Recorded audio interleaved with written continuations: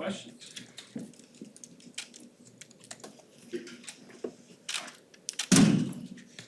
Has anybody talked to you guys from a coaching standpoint about just the history of the series? You know, because all you guys, of course, were not born yet when the thing was going hot and heavy.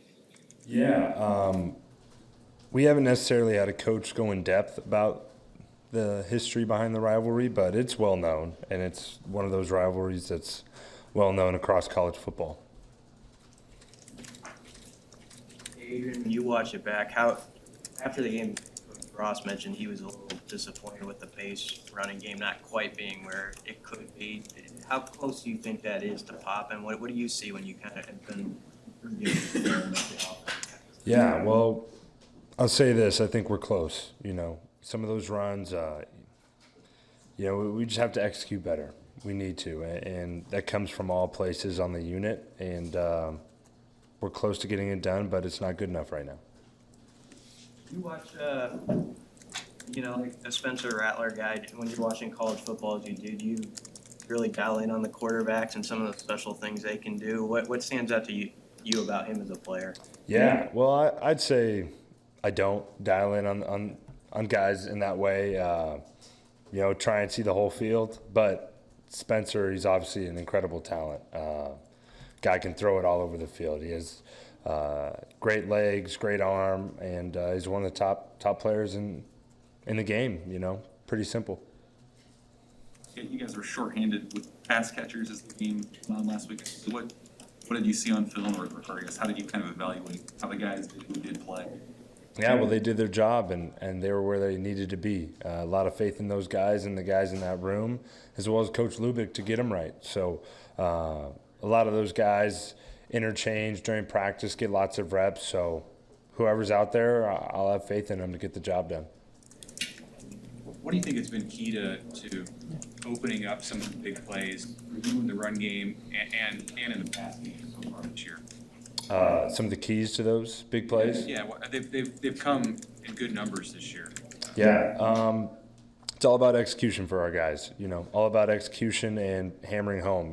Chipping away, and that's really the way the game works. So, getting the run game going is a key factor for us in the offense, and then deep shots. That was something we knew we needed to be better at, and having explosive plays on the offensive side of the ball. Chancellor Brewington is still kind of making a name for himself here, still fairly new. How has he been able to have such success early on here? Yeah, well, that's just a tremendous credit to Chance. The guy's a stud, not only on the football field, but just as a person. He originally came in here as a receiver, and when he was asked to move to tight end, he knew what he was doing day one, day two. Guy's just nails, so a lot of admiration for a guy like that who can come in and get the job done. Adrian, what's the line between knowing when you've got to make a play and not pressing too hard, and how do you try to walk that? Yeah, it's definitely a fine line, and one that I've probably been on both sides of in my time here. So I've said this a lot, but it's all about having trust, having faith in my training, having trust in the guys around me, and knowing that I'll be able to walk that line the way I'm supposed to.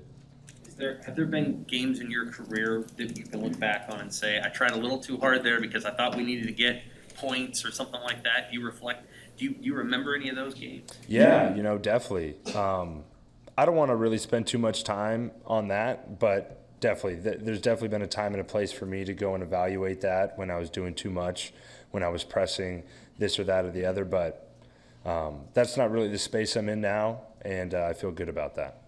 Do you have a sense of in the course of a week when which receivers you're gonna have at your disposal? Like, I'm not telling you to tell me who those are, but is there a moment in the week, it's Thursday or Friday, where you're like, all right, at least I know who I'm gonna be throwing to tomorrow? Yeah, I'd say so, and it's not really something that I'm too concerned with. Whenever that happens in the week, I usually have a good idea of who those guys are going to be out there, and they're prepared. Like I said, they switch out and get plenty of reps during the week. Adrian, how do you describe the significance of this week, playing a top 5 opponent, and like you mentioned earlier, the rivalry aspect of this, and it means a lot to the fans? Yeah, it does. It means a tremendous amount to the fans and to us as players to be a part of this rivalry. It's the stuff I grew up wanting to be a part of. Simple as that. I'm from California, and I knew about the Oklahoma-Nebraska rivalry. It's big, and I'm really excited to be finally be a part of it. Is it tricky when a guy like Oliver, who's maybe out a couple weeks, to get back, on the same page with him right away, or is it like riding a bike? I mean, if you've worked all off season with him. Yeah, well, I think there's a little bit of an adjustment period, in all honesty, but that's on us. It's a mixture of both in my mind. Yeah, maybe we need to get a couple extra reps after practice, but still have done a ton of work over the summer and countless other reps that are added to that as well. Adrian, you're in front of the team a lot. When you're perceived, I guess, from the outside as being a sizable underdog, is that a card you play or something you talk to guys about, or do you really not worry about, an us against the world type of? Yeah, I don't really look into it that way. It's more of, we know what we need to do to win the game. Simple as that. Don't really play too heavily into the underdog card or things of that nature. I was going to follow up there. I was going to ask you kind of the same thing, but what has to happen for you guys to win a game? And Samari said, I asked him not to play perfectly, and he said, not necessarily, but what do you guys have to do to win this game? Yeah, well, we need to execute and start fast and finish.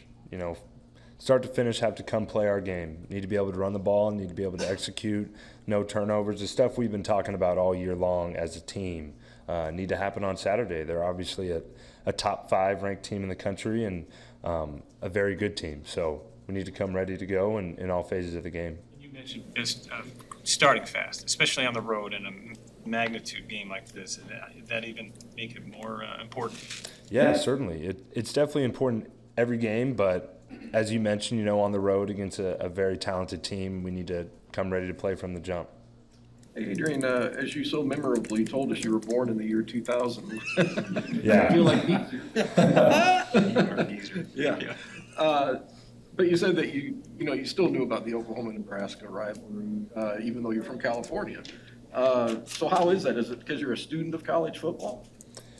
Yeah, I would say just a little bit of a college football junkie, growing up. I love the specials, you see them on ESPN, this and that and the other. But yeah, and Nebraska is such a storied program. I knew about the Cornhuskers, and I knew about Oklahoma, and I knew about the game. So part of it, I think, is because of just how much I care about college football, how much I love football in general. But it's a well-known rivalry, and again, something I'm excited to be a part of.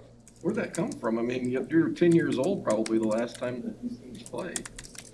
I'm a big, getting into the weeds a little bit here, but I'm a big 30 for 30 guy. I love watching documentaries. I love watching stuff like that. So college football, Nebraska, Oklahoma, that stuff gets talked about, and I paid attention.